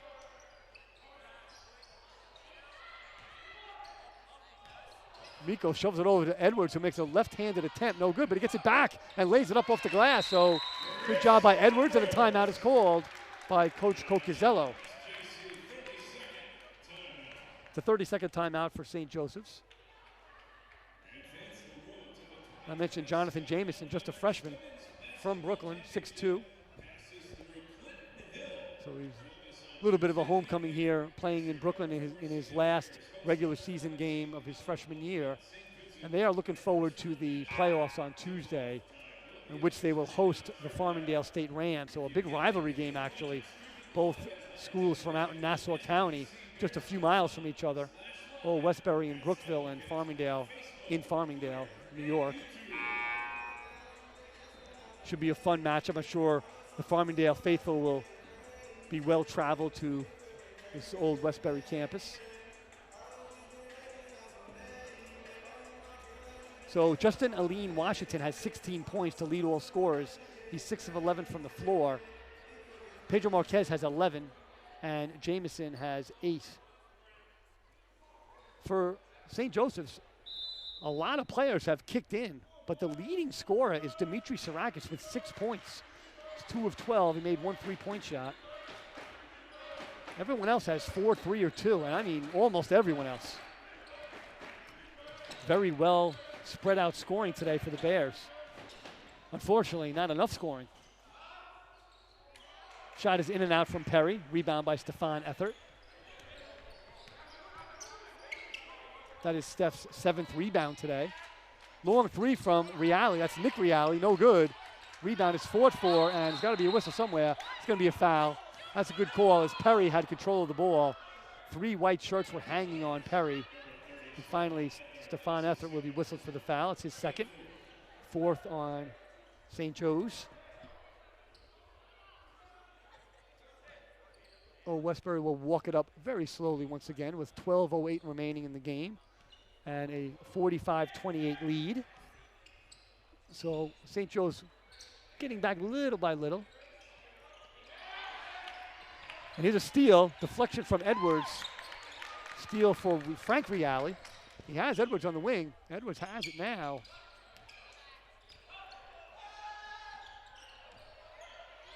Steph in the short corner. Long bounce pass to Mikos. He'll drive. He'll get whistled for a charging foul. I think obvious charging foul. As once he puts that offhand up into the chest of the defender, in that case, Cameron Winston, who took the charge, that's an easy call for the ref. So that is the 2nd foul on Mikos and the 5th now on the Bears. No one in real foul trouble. Pedro Marquez has 3 for Old Westbury. No one else in the building has more than 2. Marquez has it up top now, finds Perry at the high post. Justin Aline Washington with another 3-point attempt. This time he's off the mark. Rebound Frank Reale. So the Bears a little slow-footed on the multiple efforts defense. And a nice look, beautiful look from Frank Reale into Stefan Ethert for the bucket. So Steph looking to get going. Leading scorer on the Bears. Really all season he's been their leading scorer at 14.3 points a game into today. Right now, he's only got 4 points. And that's Pedro Marquez with the jump shot. 48-30 now in favor of Old Westbury. Kind of a Edwards, pull-up jump shot. No good. And Marquez has it for the Panthers. Driving hard, kicks it out. Jamison 3, a little long. Rebound to Mikos. Kind of a little bit of a lackadaisical type game. Once the lead got to like 16, 18, 20, right now it's at 18. It's kind of trading baskets, and really the defensive intensity on both sides has taken a large step back. Just 10 minutes and 20 seconds remaining in the season for St. Joseph's. I think they see the light at the end of the tunnel a little bit. And Old Westbury needs to sort of keep their edge because they're heading to the playoffs on Tuesday. That foul is the 3rd on Pierce Perry, 2nd on Old Westbury. Mikos misses the first free throw, and Jordan Johnson Rader is back in the game for the Panthers, replacing Perry. Mikos' 2nd free throw is up and good this time, so 1 out of 2 for Mikos. Cuts the deficit to 17. Marquez will walk it up once again. Keep that clock running. If you are the Panthers, that's what you want. Here's Winston, strong drive with the left hand, up through traffic and scores. So Cameron Winston flexing his muscles, and he needed him on that drive as he plowed through 2 defenders, was able to score with the left hand, and he'll head to the free throw line to try to complete the 3-point play. That foul is going to go against Frank Reale. There were 2 defenders in the area. That's only Reale's 1st. Free throw is good, and the 3-point play completed by Cameron Winston. Cameron Winston entering the game at 8.9 points per game. He's got 9 today, so he's got his average. Nice pull-up jump shot with to the right side for Stefan Ethert. So Steph looking to get hot, scored 2 possessions in the last 4, I would say.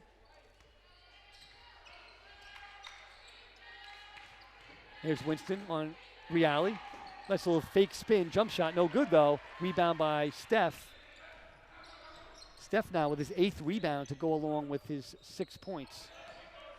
Nice drive by Nick Reale, floated it up, no good. Got a little gun shy when he saw the defender under him. Jamison, long bounce pass to Marquez. Marquez powers it up and is fouled hard, but is able to convert the layup with some heavy contact from Chris Edwards. So twice in a row now. The first time was Winston. The second time was Marquez, showing their ability to absorb contact and finish through traffic. That time was a beautiful make by Marquez. And he'll head to the free throw line to look to complete another three-point play.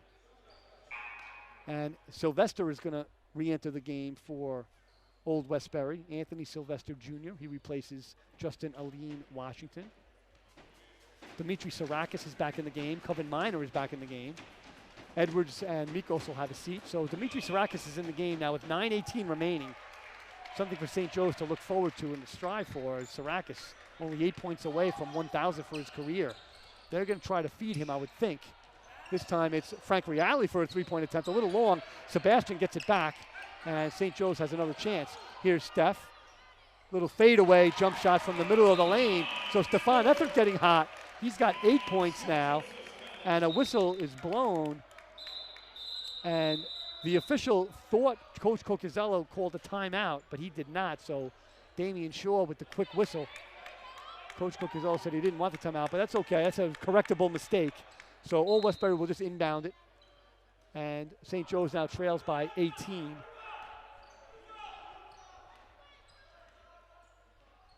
Nick Reale is out of the game. Got confused. I thought he was on the floor, but that was actually Frank Reale. And Frank Reale gets the steal on this one. They got numbers. Nice bounce pass up ahead to Minor. Left hand layup is no good. There's a whistle as Stefan Ethert tried to finish the miss with a dunk, but the foul will go. The foul will send Minor to the line as he was fouled on his layup, his initial layup attempt. The foul goes against Jordan Johnson Rader, I believe, and it does. That is his third, and the third on Old Westbury. 2 shots for Minor. First shot for Coven Minor is good. So only 36 points for the Bears today, having a really hard time scoring, and it's not from a lack of getting some good looks. I think they've just kind of not had some great luck today with some of their rolls. Second shot is good for Minor. 53-37, 8:30 to go. Old Westbury slowing it down once again, as they're content to do today. Trying to keep everyone healthy for the playoffs, I'm sure. And now that they have this game pretty well in hand. Certainly a lot can happen in the last 8+ minutes. And here's a miss from Sylvester. It goes back to Stefan Ethert. So Stefan Ethert really putting it together here in the recent minutes. He's got 8 points and now 10 rebounds today. Lob pass to Sebastian Ethert. He comes down with it and is fouled on his shot attempt. So he should head to the free throw line for 2. He was on his way back up when he appeared to get fouled. Foul's going to go against Cameron Winston. That is only his first and the 4th on Old Westbury. So Sebastian Ethert has 3 points today. He has not been to the free throw line yet. This will be his first trip. First shot is no good. It looked good for a couple seconds. 5 seniors on the floor for St. Joseph's on senior day here. 8 minutes to go. And unfortunately, St. Joe's, as we know, will not be invited to the playoffs next week. So this is the final game of the season. A little token pressure after the second free throw make by Sebastian Ethert. More than token pressure, they're trying to steal the ball. And a timeout's going to be called by Anthony Sylvester on a strong double team by Sarakis and Stefan Ethert. So with 7:53 remaining, it's 53-38. And Coach Tomlin will have to set up a little bit of a press break analysis here. Stefan Ethert has 8 points and 10 rebounds now, so again, flirting with another double-double. Coven Minor has 6 points. Demetrius Sarakis has 6. And a whole bunch of people have 4, 3, and 2. For Old Westbury, a little less spread out, I guess. Justin Aline Washington has 16. Pedro Marquez also has 16. Jonathan Jameson has 8, and Cameron Winston now has 9 points. He's only played 12 minutes today. He's been given some really good minutes. He's a strong player. terrific penetrator, finishes with contact. You know, tough kid. You know, they got a bunch of tough kids on that team. That's why they're second in the league right now, or second in the South, I should say, fourth in the league. He has 9, and Pierce Perry has 4. Pierce Perry also has 7 rebounds. So Old Westbury will take it out again against the pressure from St. Joe's. Looking to get that ball back are the Bears. Marquez drives it up, floats one up. That was a dangerous pass. That could have been stolen. And now another double team and a blocking foul is going to be called. So a nice job on the press by the Bears. I thought Sebastian Ethert had a really good opportunity to steal that pass. That little slow floater. He was a step behind, though. Foul goes against Stefan Ethert. That is his 3rd, and the 8th now on St. Joe's. Anthony Sylvester Jr. will head to the line, a 68% free throw shooter heading into today. Shakiro Samuels is back in the game, replacing Pedro Marquez with 7:47 remaining.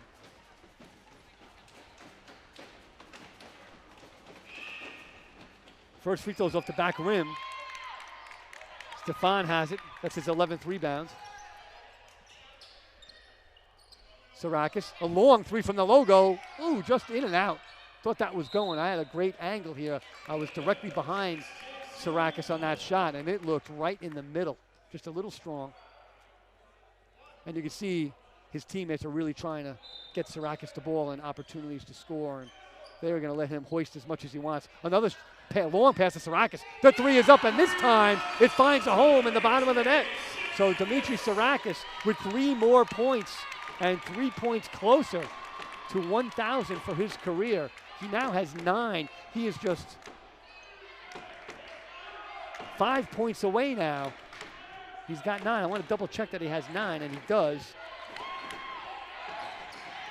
Drive by Jamison. Kicked out to Winston, and he turns it over. Almost turns it. It's going to stay Old Westbury ball, as it looked like Sebastian Ethert knocked it off of Winston, but he did not. So it's only a 12-point game now after the 3 from Sarakis. So St. Joe's still very much in this game, believe it or not. It just kind of was a lull in the excitement for a while. Still 7:05 remaining, and it is certainly not over yet. Wouldn't it be something if these 6 seniors go out on a big comeback victory here at home today at the Hill Center? Perry able to put back the miss. So again, St. Joe's able to make Old Westbury miss the first shot, but they've got to come down with that first defensive rebound. Now it's Steph with it. Long skip pass to Sarakis. He's looking to drive. He's looking to score. Instead, passes out to Sebastian. Sebastian's got all eyes on Sarakis. Gives it back to him. Sarakis, tough pull-up jump shot off the mark. McQuillan keeping it alive. That is pulled down by Justin Aline Washington, who's heavily double-teamed and stolen from Stefan Ethert over to McQuillan, and a hard foul sends McQuillan to the floor and will subsequently send him to the free throw line. So some wild action on that last possession. Justin Aline Washington had the ball, and Stefan Ethert and Matt McQuillan just harassing him with a strong double team. Steph able to rip it out of his hands. And then he kind of stopped playing, and McQuillan got the ball. That's only the first foul on Justin Aline Washington. 2 shots from McQuillan. Again, only trailing by 14 right now. First shot from McQuillan is good. 15 foul on Old Westbury. So St. Joe's looking to feed Demetrius Sarakis, obviously, but don't look now. They're in this game. They could get it together and try to get this W here, which they should. And it is now a 12-point game once again after the 2 makes from McQuillan on the foul line. Full court press. Here's the diamond press. Look for that second pass. If it's a lazy pass, that next player's got to go get it. They find Perry up front. Now it's Minor against Aline Washington, and Aline Washington able to lay it up with the left hand. The last line of defense, Minor not able to get a hand on that one. 14-point game yet again. Sarakis, good shot fake. Jump shot, free throw line, a little short. He gets it back himself, floats it up with the right hand off the back rim, no good. Rebounded by Aline Washington, and Old Westbury will probably slow it down, but little bounce, drop-off pass, and an offensive foul is going to be called. We're going the other way. Stefan Ethert with his 3rd offensive charge taken defensively today, and he is slow getting up. So a great job by Steph, and a great job by this Hill Center crowd recognizing him on that play, making sure he's shaking off the little injury.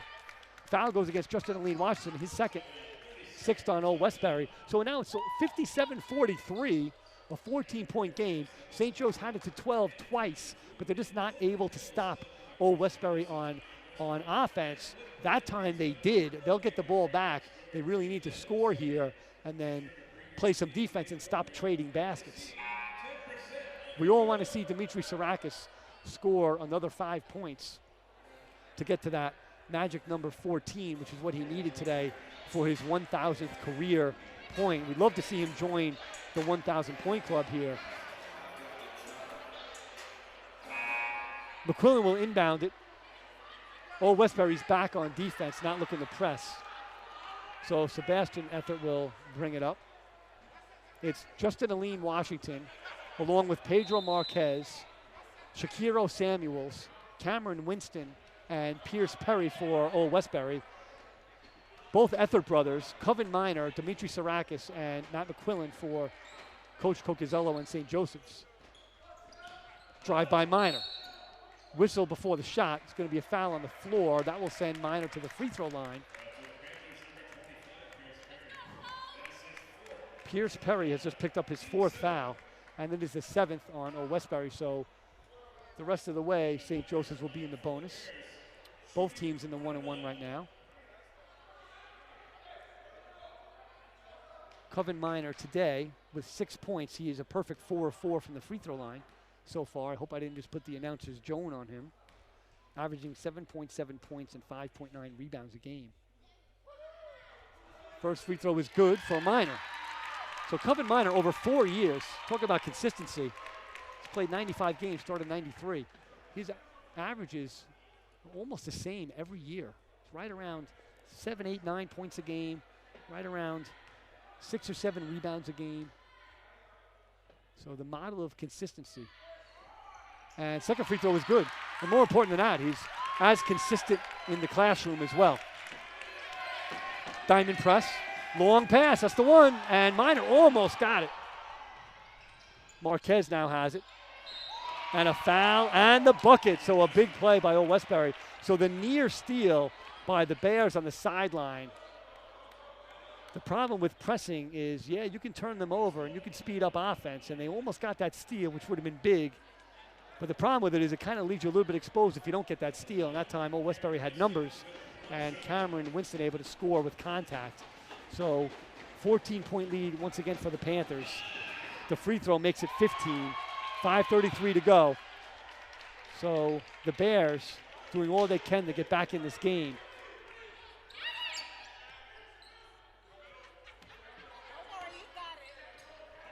Now Sarakis has it, looking inside the Minor. That open spot in the middle of the defense. It's there all day. Sarakis not able to handle the tough pass from Effort.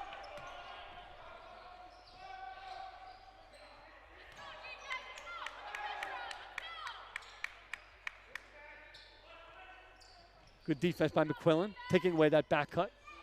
14 on the shot clock. 5 minutes to go, 5 minutes. Old Westbury taking their time, 7 now. Long three from Winston is out of bounds. And the second time today by the Willoughby Avenue basket, we saw a ball hit the rim, hit the top of the backboard in the support area, and fall back in through the basket. Zach McDonald did it for St. Joe's in the first half. You don't see that twice in a game too often. Left-hand layup, no good from Minor, just misses. That was another bunny. So another golden opportunity for St. Joe's lost. And they've had quite a few good looks and close-in looks that really should have went down. Just kind of not so lucky today on the shots. They trail by 15, 4:30 to go.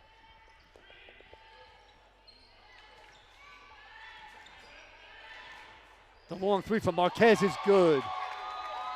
So that will all but seal the win for Old Westbury. They now lead by 18 with just over 4 minutes to go. Stefan Effort tries to answer with a three. It's no good. Old Westbury has it again. So the last thing to root for St. Joe's is Demetrius Sarakis trying to get that last 5 points. Got to squeeze in 5 more points with 4 minutes to go. Certainly can be done. But he's going to need some more opportunities. He's really struggled from the field today, but can almost expect him kind of thinking about it. He knew before the game that he needed 14 points for the 1,000. And that's the one thing we still have to root for here for St. Joe's fans. Could root for a defensive rebound down there too while we're at it.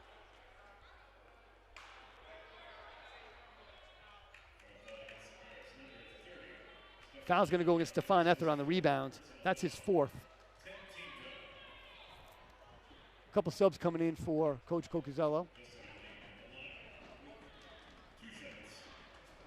They'll have to wait for the first shot from Justin Aline Washington.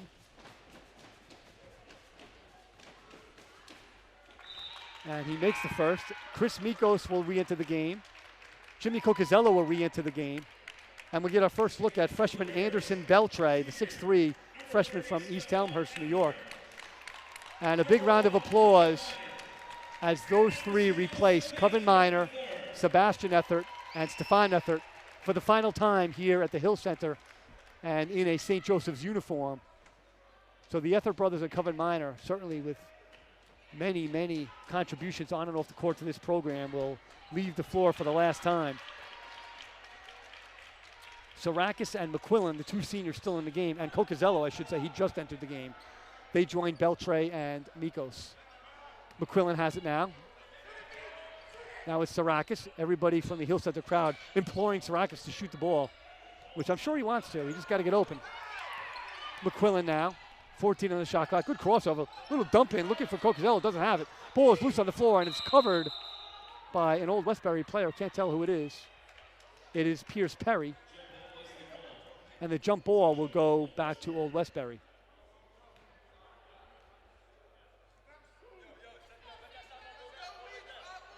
Old Westbury will take it with 3:16 remaining, leading by 20. So the outcome of this one is pretty much academic. Old Westbury is going to improve to 15-10 and 11-5 in the conference. They've clinched the 4th seed in the playoffs, 2nd seed in the South Division. Justin Aline Washington is out of the game. He's replaced by Eli Jaquez.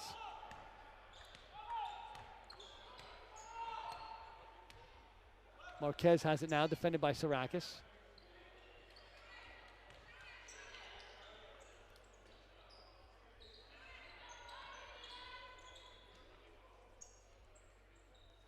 Some slow-moving offense here as Old Westbury is content to just let that clock run.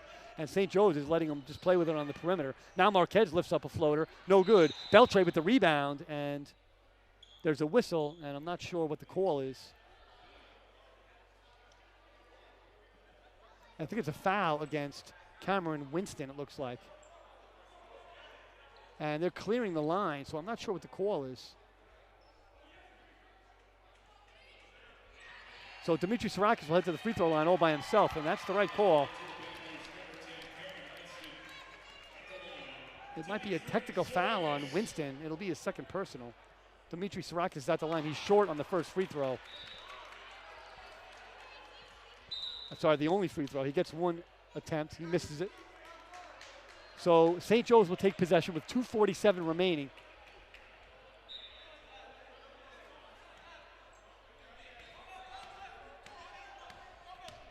Now it's McQuillan. They're looking hard for Sarakis. He's in the right corner right now. Now it's McQuillan.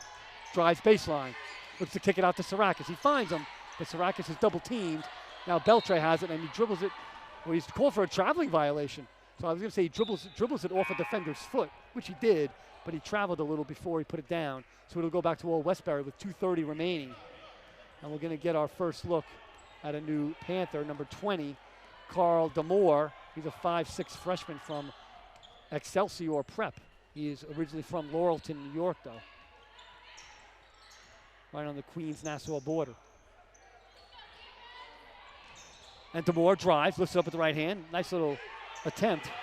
Can't get it to go, though. Cocazello outlets to Sarakis. Sarakis getting into the defender's body. Lays it up, no good. And it goes out of bounds. It'll stay St. Joseph's possession. And the crowd rising in a crescendo of implorement and cheering every time Sarakis gets the ball. People yelling, shoot it. Trying to get him those 5 points. Everybody in the building knows. Here's Mikos, he drives, bounces it off to Sarakis. The 3 is up from the right wing, good! And the crowd is as loud as it has been all day, Sarakis buries the three. He is one basket away from 1,000 points. He's got 998 now to the unofficial count. And now even though St. Joseph's bench is very into this game, you've never seen a more excited team trailing by 17 points with only a minute and a half to go, 1:35 to be exact. So Demetrius Sarakis now has 12 points, just 2 points away from 1,000 for his career. That foul goes against Jimmy Cocazello, his second. And the double bonus for Old Westbury the rest of the way. Free throw by Jonathan Jameson is good. Jameson now has 9 points and 7 rebounds, so a strong game by Jameson. Had a really good first half. And everybody on the bench at St. Joe's is telling the other players on the floor to get it to Sarakis as much as they can. He has the ball. I think the defenders know too. They're triple teaming him, making him get rid of it, making it very hard for Sarakis to get the last 2 points. Now McQuillan has it. They're chasing Sarakis all over, face guarding him. It's not going to be easy. He lifts up a floater. It's a whistle, and he'll head to the free throw line. So give Old Westbury credit. They're actually sort of laughing a little bit on the court, but they're throwing bodies at Sarakis to make it really hard for him to get that last 2 points. And he went to the free throw line for 2 free throws. He could do it right here. And wouldn't it be funny if he gets his 1,000th point from the free throw line the same way Stefan Effort scored his 1,000th earlier this season. So I'll shut up now so we can shoot. First shot is good, and a very loud ovation from the crowd. He is 1 point away. And the Old Westbury players are kind of smiling to themselves. They're aware. And here it is. Lines up the second shot, and it's good. And a sigh of relief goes through the crowd. And you can see he put his head down and sighed with relief.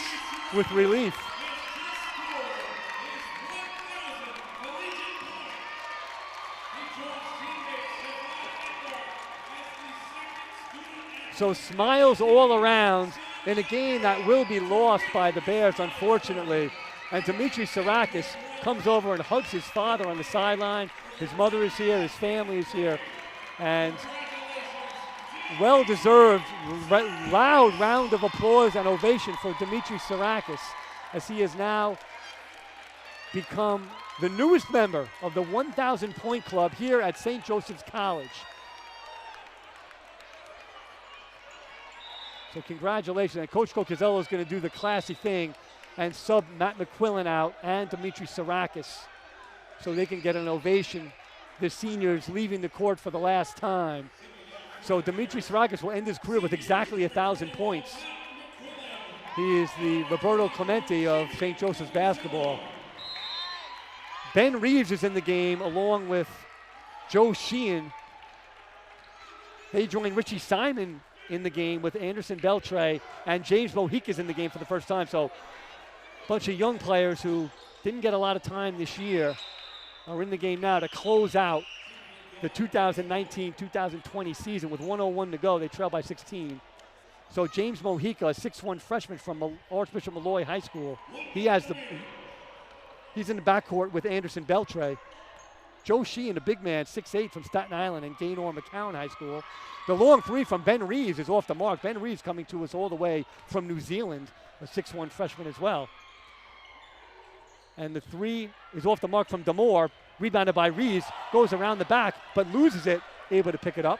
And the final player who just entered the game is Richie Simon, a 6'3" sophomore from St. Edmund Prep in Brooklyn. Beltre has it up top, 28 seconds to go. He drives it to right hand, shoots it with the left, and he's fouled. So Beltre will head to the free throw line. Foul goes against Jordan Johnson Rader, his fourth. It's the 9th on the team. 24.6 seconds remaining in the 2019-2020 season. So St. Joe's didn't get the wins that they wanted this year. Came just short of the playoffs again. But another successful season, a lot of good came. Stefan Effort joined the 1,000-point club earlier this season. Demetrius joined the 1,000-point club about 5 minutes ago. And the 6 seniors will walk off the court for the last time as Old Westbury will dribble out the clock. And they will walk away with a 66-51 victory and a well-deserved round of applause for the St. Joseph's Bears for this season. And don't forget the coaching staff working hard over there as well. And in particular, the 6 seniors, Sebastian Ethert, Stefan Ethert, Coven Minor, Demetrius Sarakis, Matt McQuillan, and Jimmy Cocazello will take off the uniform for the last time. And they will be missed. They will miss their experience here, but they will also be missed here by the St. Joseph's community. So the final score, once again, the Old Westbury Panthers 66, the St. Joseph's College Bears 51. St. Joseph's drops to 8-17, and they'll finish up 4-12 in the conference. Old Westbury improves to 15-10 and 11-5 in the Skyline. Old Westbury will be hosting Farmingdale next Tuesday night at home in the first round of the Skyline playoffs. Final stats. First for the visiting Panthers of Old Westbury. They were led by Justin Aline Washington's 20 points on 7 of 14 shooting. He also had 10 rebounds to complete a double-double. Pedro Marquez had 19 points on 8 of 13 shooting. Pedro also had 5 rebounds and 5 assists. Cameron Winston came off the bench and scored 12 points on 5 of 10 shooting. Jonathan Jameson had 9 points. He was 3 of 10 from the floor. Jameson also had 7 rebounds, and Pierce Perry had 6 points on 3 of 8 shooting, and Perry also pulled down 8 rebounds to go along with 3 block shots. 26 of 60 overall for Old Westbury, 43.3%. From three-point range, there were 7 of 21, good for 33.3%. And from the free throw line, they were only 50%, 7 of 14.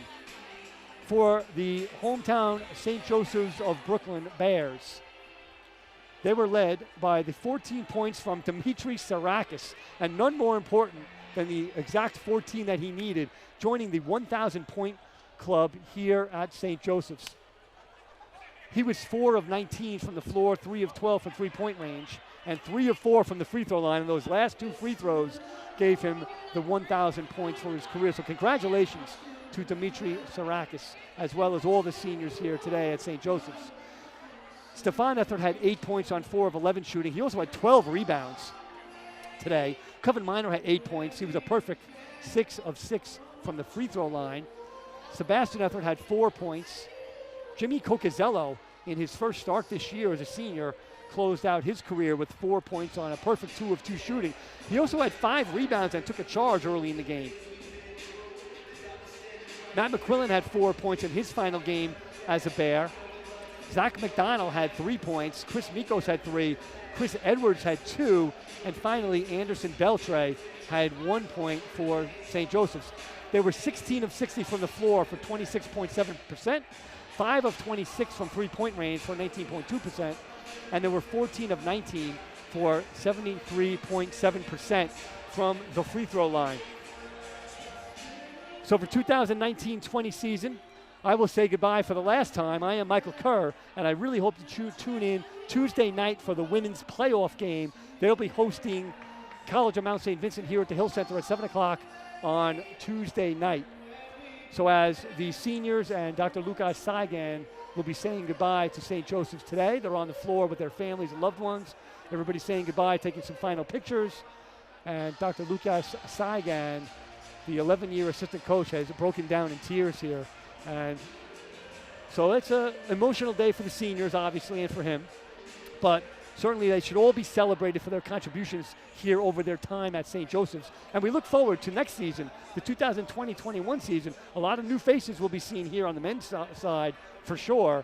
But certainly some good things are continuing to look up for this team and for the women's team as well. So hopefully we'll be back next year as you log into sjcbears.com. I am Michael Kerr, and for the last time, good night from Brooklyn.